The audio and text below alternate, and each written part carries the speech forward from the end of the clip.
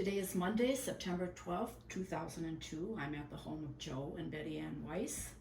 My name is Marilyn Krueger, and I will be the interviewer today as part of the St. Matthew's History Project. Thank you both for participating. So if you're ready, let's get started. Okay. Please tell us about your family background. Where did your family come from? Where were you baptized? Where did you go to school?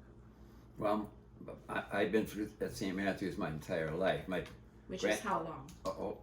77 years. Okay. But it started with my grandparents that came in late 1900s, 1897.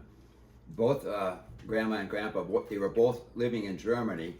They came to Milwaukee separately and married at St. Joseph's in Milwaukee. And shortly around the 1900s or late 1800s, they moved to Caravel because of the factories down there, the glue company. My grandpa worked at the distillery. It was where the fertilizer was at. And they lived on Depot Road right down there in Caravel. And they had 6 kids, and they were all baptized through St. Matthew's. So so I was born in South Milwaukee Hospital, but living in Oak Creek, just a few blocks from church. So. Are you the oldest of those 6 children? No, my dad was of the 6. That was my grandma and grandpa had okay. 6 children, and then my dad was Joseph Weiss also, and we had 3. My sister Ruth, 10 years older than me, and then brother John. Did I cover all that? Well, yeah, so I was baptized, and whatever, you asked the next question. Well, do you want to know about me or not? Because I really had nothing to do with St. Matthew's until I got married. And I didn't even grow up in a parish. That was my first parish. Really? Really. I knew nothing about parish life. I didn't know anything about it because I was born in the Navy. And background, my mother's family from the northern part of Ireland and father from the southern. So Methodist and Catholic, but it worked and it was beautiful, beautiful marriage. But no, I grew up on a Navy base and we didn't have a parish. So I knew nothing about, collections and all that good stuff. Until I got to St. Matthew's. Good. All right. Well, can you describe the beginnings of your involvement with St. Matthew Parish? Betty Ann, especially you, joining at marriage. What is your earliest memory of your time in the church? At St. Matthew's? Well, after we got married, we were in Milwaukee for a year. So it was a year after we got married. We moved here, and then, well, he was always here, but I guess I was added to the list. Earliest memory? Just that I didn't know many people, here, and but once you got involved, and that was the secret, getting involved, and then you really learned what parish life was about. Joe? What was your earliest involvement in the church? Well, I was involved right from the get-go. My dad was very pious. He was very involved back at that time. Father Adant was the pastor, and that's why I got baptized by him and everything. But you, huh? Your involvement. Yeah. Do you have memorable events of the life in the church, receiving the sacraments, or starting to get involved in the church, social events? Yeah, I mean, I received communion there at the old church. I mean, when we used to have the communion rail and the paten and all the altar boys and all that.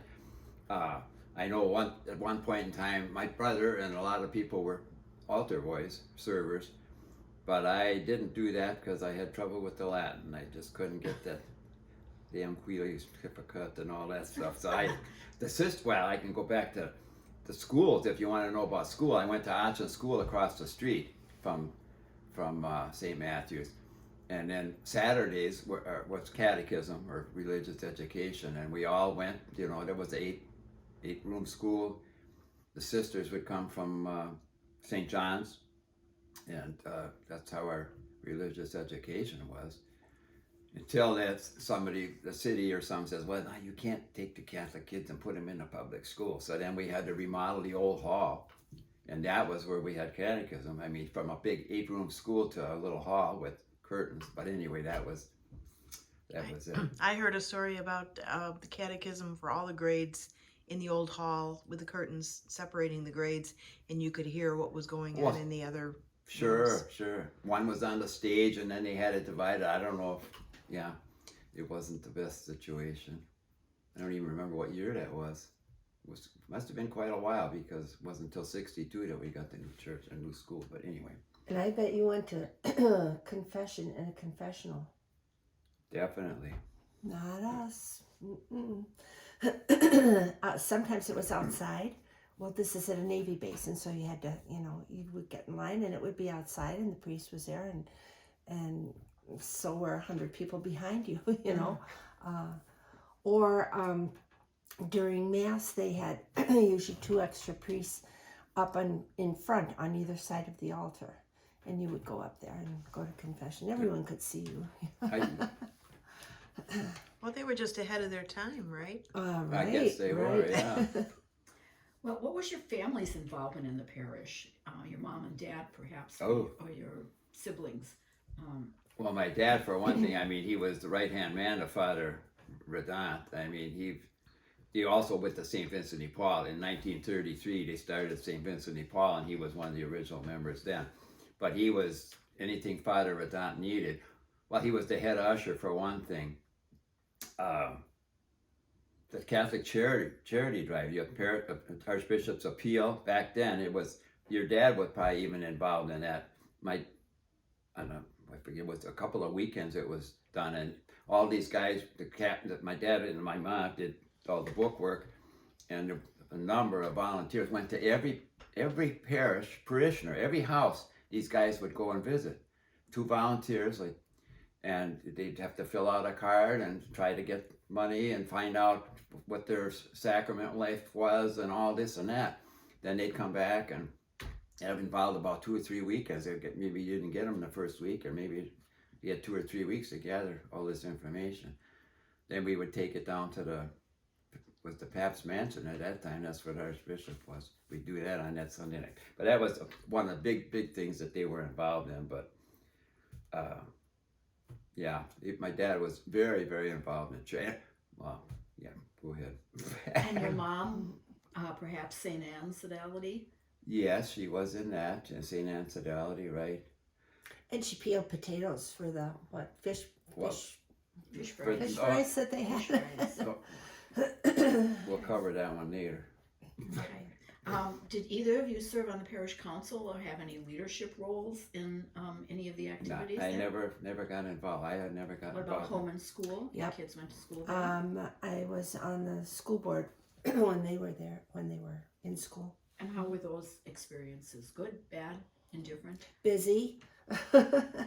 It was good, but it was almost status quo. I mean, there weren't a lot of changes when I was there. But it was good, yeah. Tell us about a time that there was a ministry that you were very excited about, or perhaps one that you were somewhat discouraged by. You want to go first? No, you go ahead. Oh, okay. I think the one that had the biggest impact, I don't know what to say. I mean, there's so many. I loved in past tense, being a Eucharistic minister. That really hits home with me. I feel very honored to be a Eucharistic minister. But as far as impact goes, I think it was the mission trips that we took to Africa.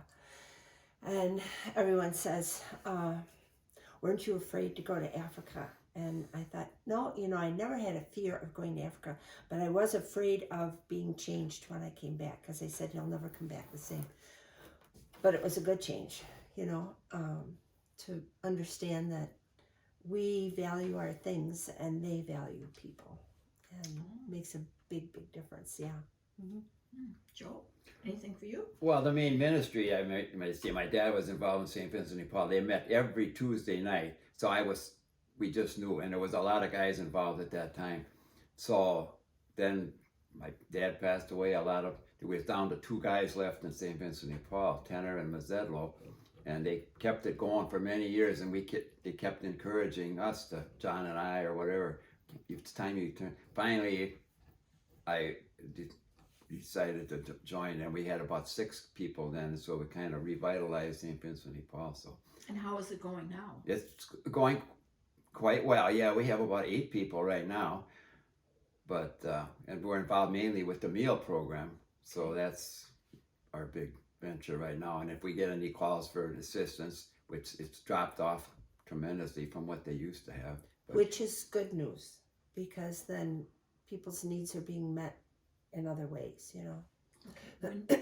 When you do the meal program, do you have to call on other people to help with that also? Well, yeah, I tell her about that.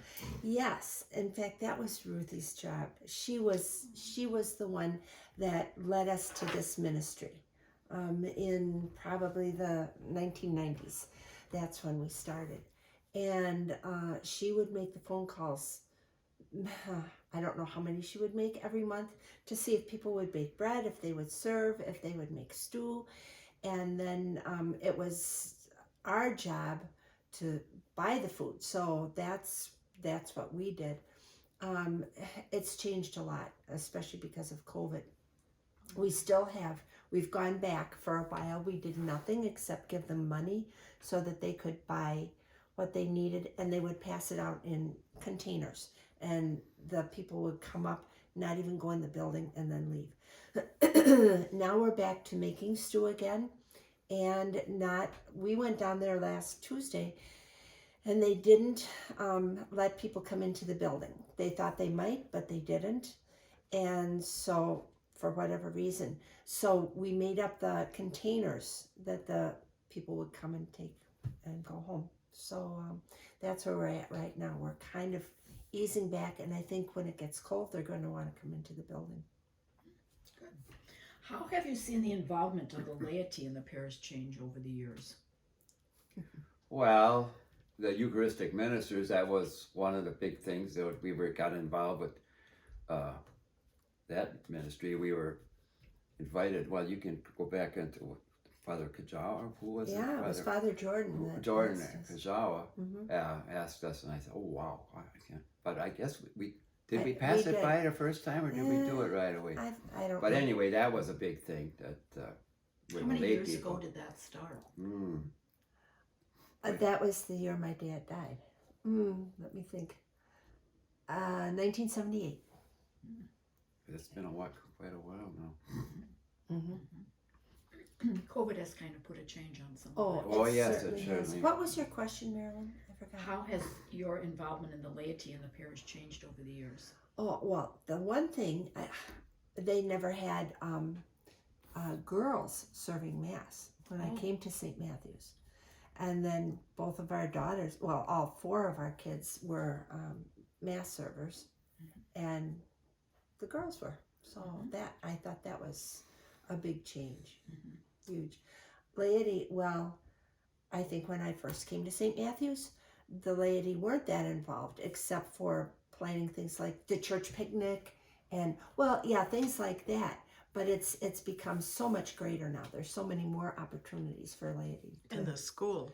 Oh. I mean, the school is all the teachers, right? Right. When she mentioned that about the church picnic, I'm going to go back to when Father Parish finally first came. He decided we better build a church and a school, and they started the parish festival, and that was a big deal, and I was involved in that. I mean, everybody got involved. We were money counters. Oh, well, that even before that though. Well, yeah.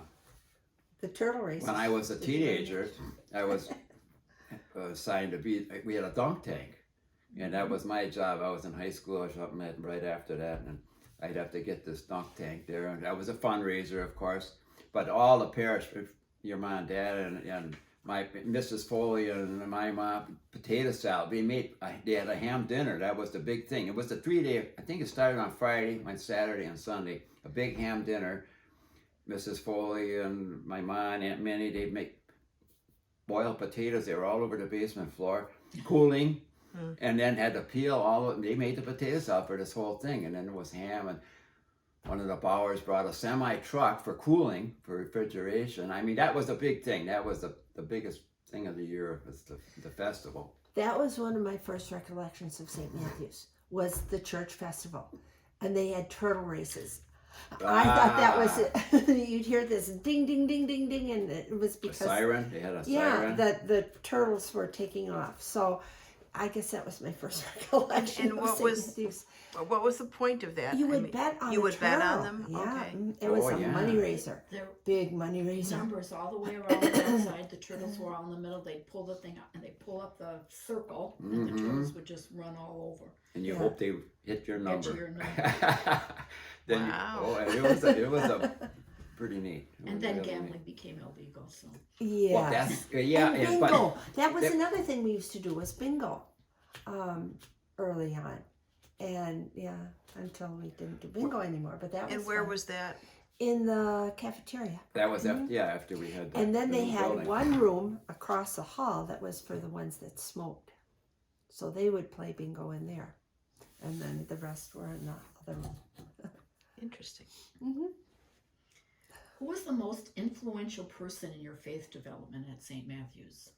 Parent, friend, pastor, teacher? Well, we were always close to the pastors, but my dad led us to the pastors. I mean, he was most influential. Church and everything was the big thing in our family. I mean, we went to mass. We walked to church, actually. We were so close that we walked to church and came back.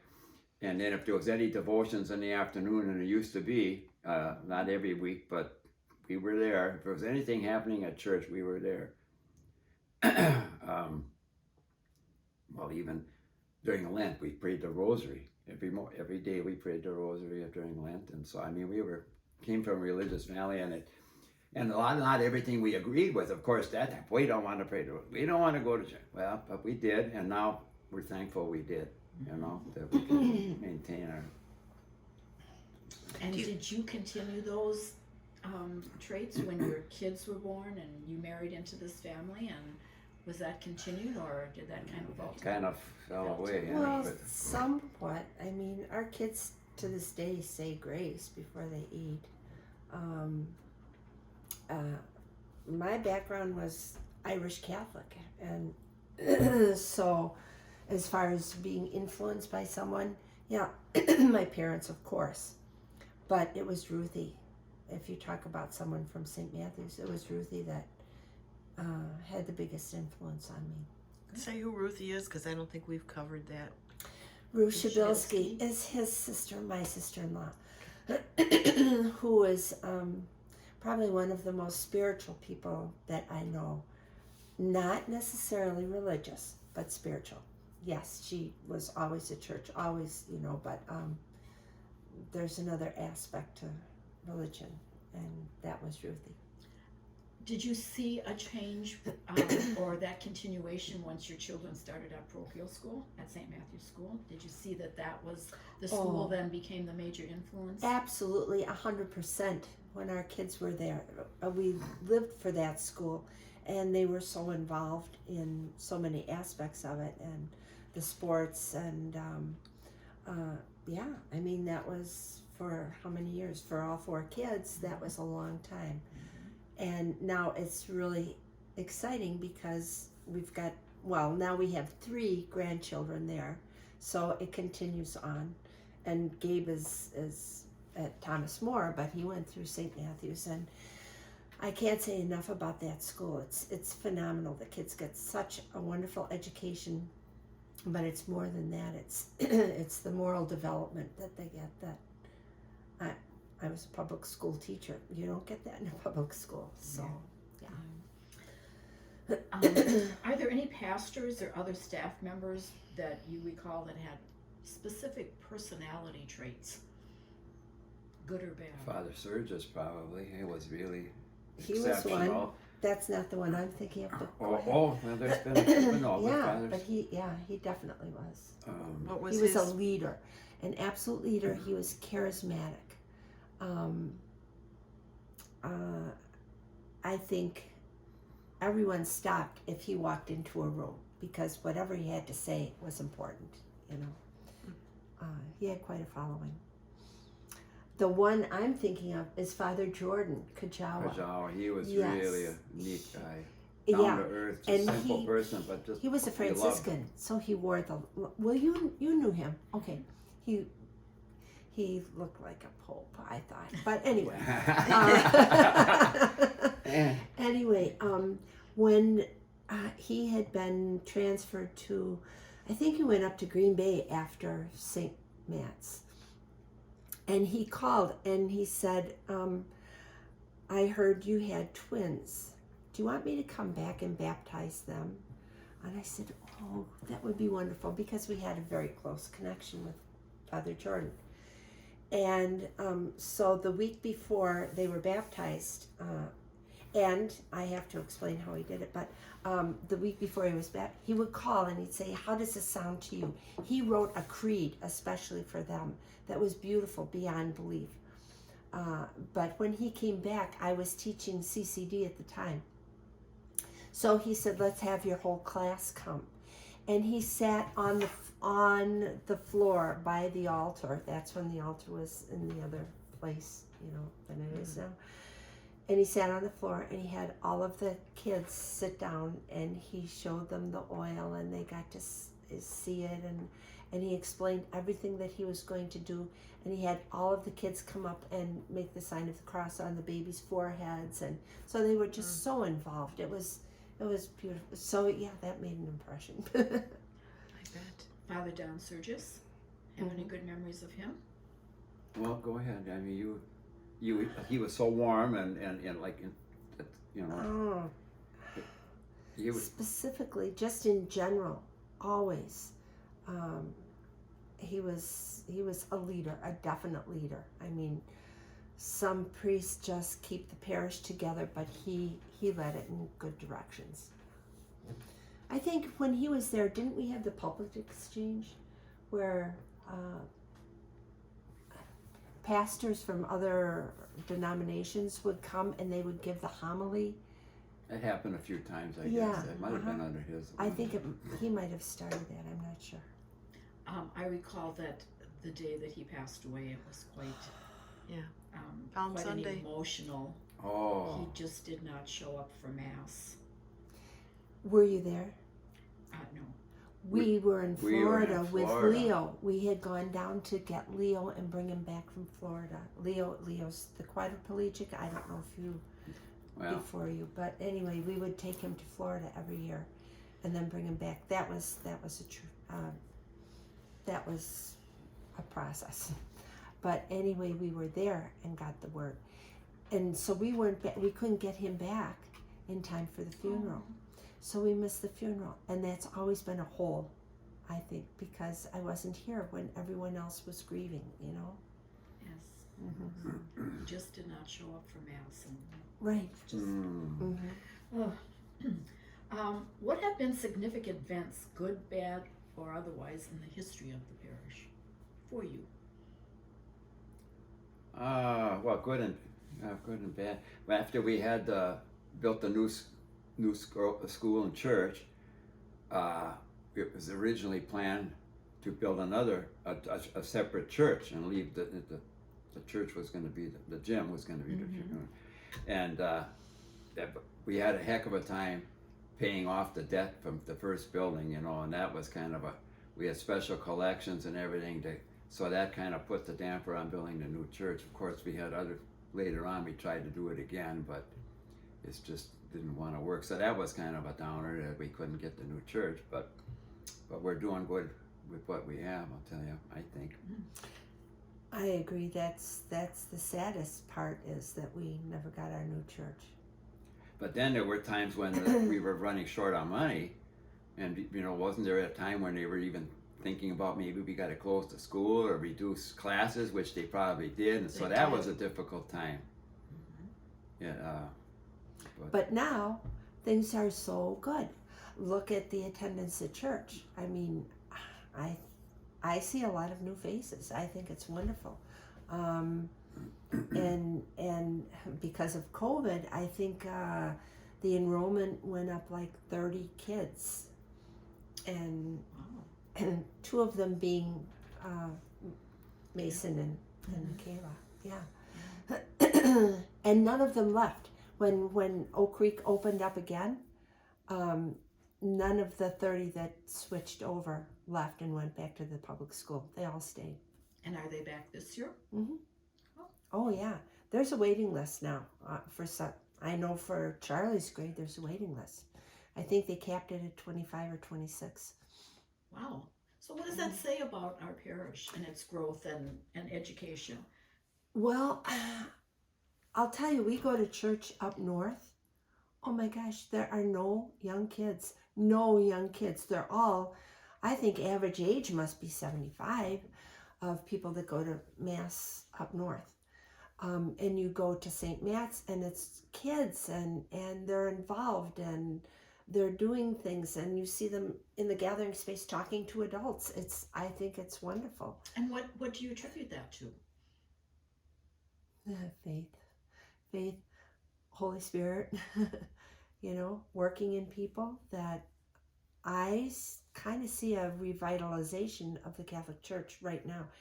Maybe it goes back to our Pope, who's done a lot of good for Catholicism. Mm-hmm.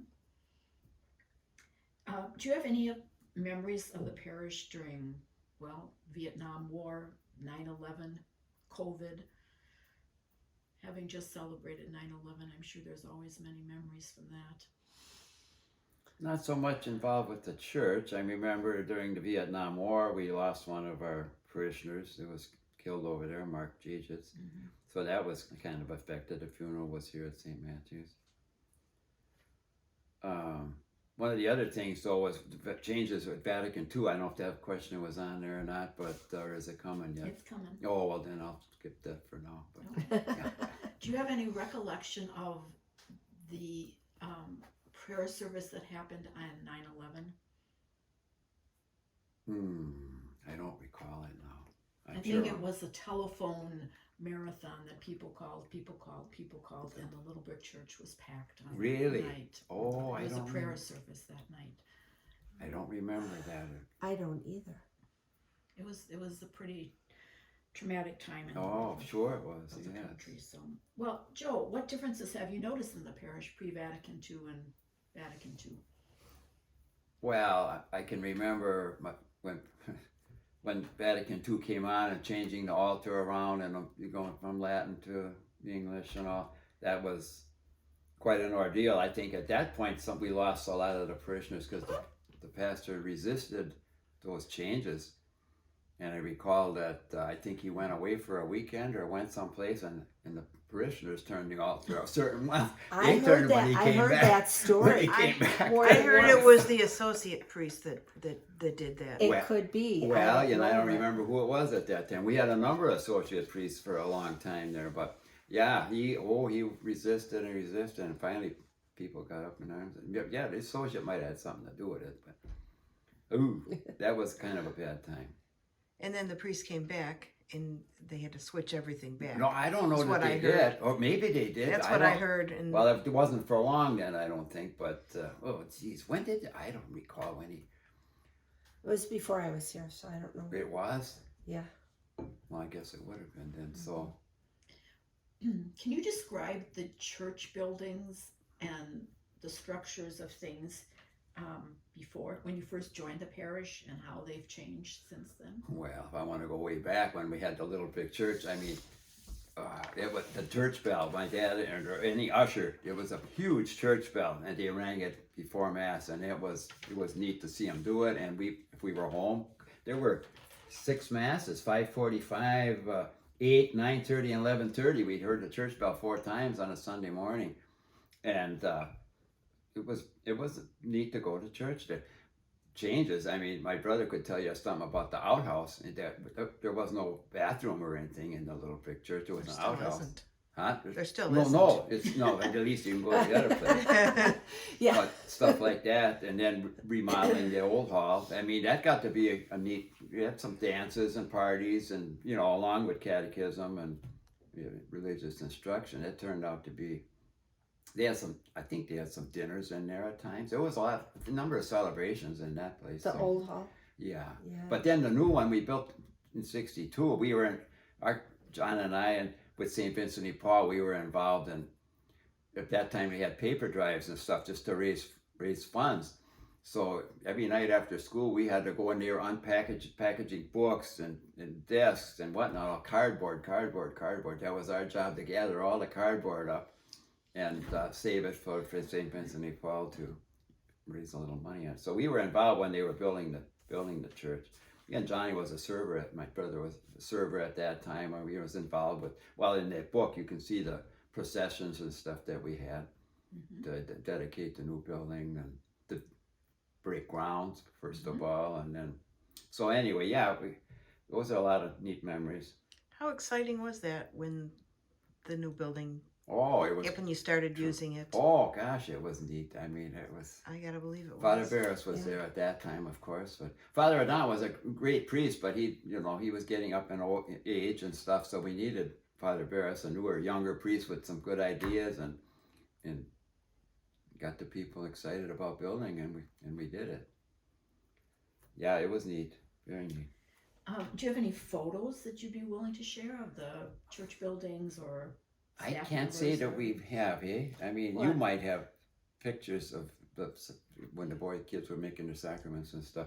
The neatest pictures I have is what you saw in that book. I think those are the neatest ones. I don't have any personal photos. I don't know. Oh, look.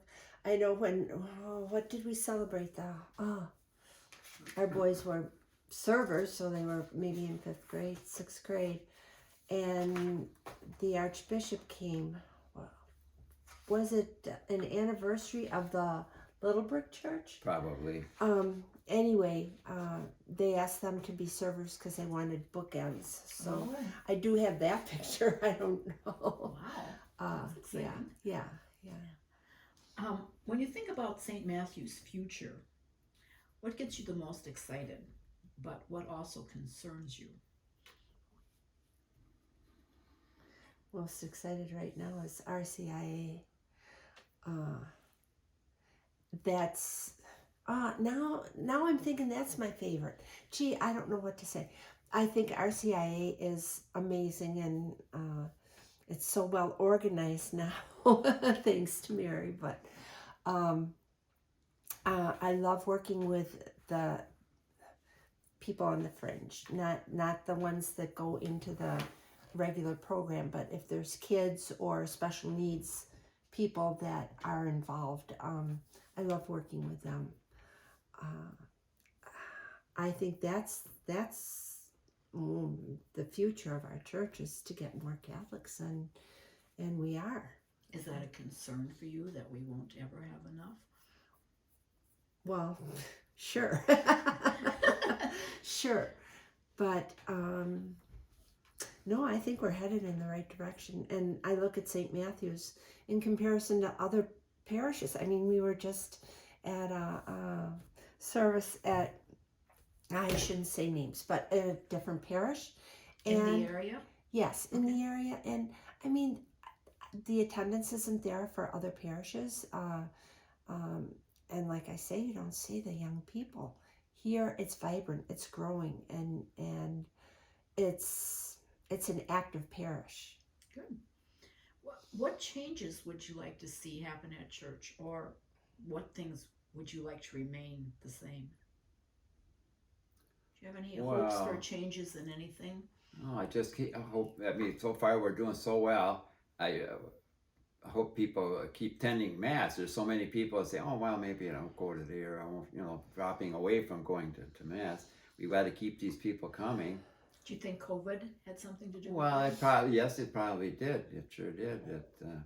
People got used to watching it on TV or not just coming, and I hope that we gain more people back as time goes on, and can stay financially stable, and keep things going the way we are. The school, keep the school going. I think that's where our future is, the kids that are in that school. And the parents. I mean, you have to be active if you have a child at St. Matthew's.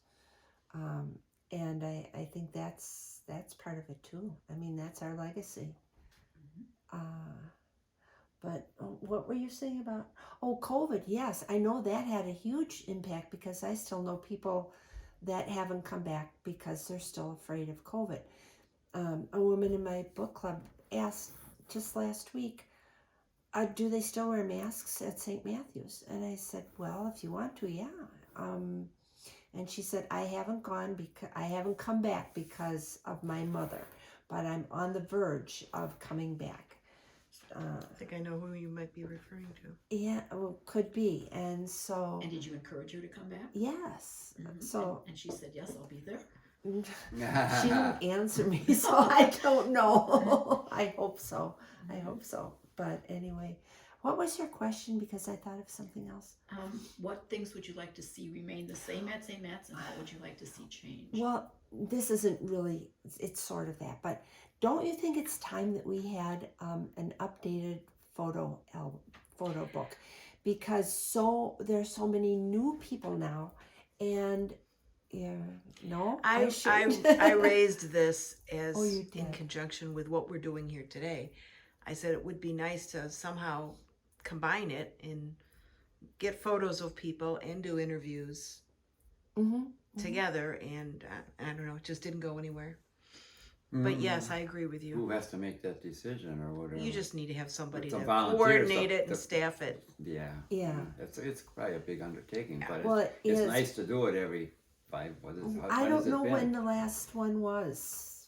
2015, 16, 15, something. I think. Okay. Oh. So it's been a while, and I mean, and wouldn't it be nice to take and dedicate a page to the people who have passed away too, that were members of our parish? I mean, You'd need a lot of pages for that. Look at this. oh, I guess. Okay, forget that idea. Well, I think we've come just about to the end of my list of questions for you. Is there anything else that you'd like to add or say? And You guys have been here so long. You've got to have more stories. Oh boy. Oh. Well, we got various things, but a lot of this is already the parish. I was going through a title policy from our house over here, and it goes back to when the land was donated to St. Matthew's back to the bishop in Detroit, because we didn't have a bishop here. Right. I mean, but this is the church knows about all that stuff. It's documented already, so it just. And after you leave, we're probably going to think of a million Oh, I got stories. lots of things, but I don't know. Well, go ahead. No, Share. no, I don't think we. Look at this. I got a 1965 annual report. You familiar with any of those? You're probably in this one. Anyway, I got so much stuff I kept. Oh, over that's the a years. bad thing. Yeah. That's a bad thing. Oh. But What's it's good now. They would publish what every person gave. and every child. Yeah. Yes. But to me, that was. Well, And it was. It don't have to be on camera, but But it is on camera. it was a good. To me, it was, if I see what somebody else, well, by golly, if they gave that, I can give that much. And, it was kind of encouraging you to, a quarter. However, on the No. other hand, if you there are looked at somebody and say, that's all they gave. Yeah. And that's what I heard when I That's came to what- St. Matthew's. Yep. That's what they were doing. So that and was I the didn't bad like part that of it. part. Yeah. So anyway. Because you don't know anyone's situation. Circumstances, That's Yes, right. yes. So we what- dropped that, but anyway. That's a good thing that they dropped it. Okay, that's about the only bad thing I can think of. Okay. Well, thank you both very much for all your input and your wonderful stories and all your memories. And we'll call on you again sometime. Okay. All right. Thank you. Thanks.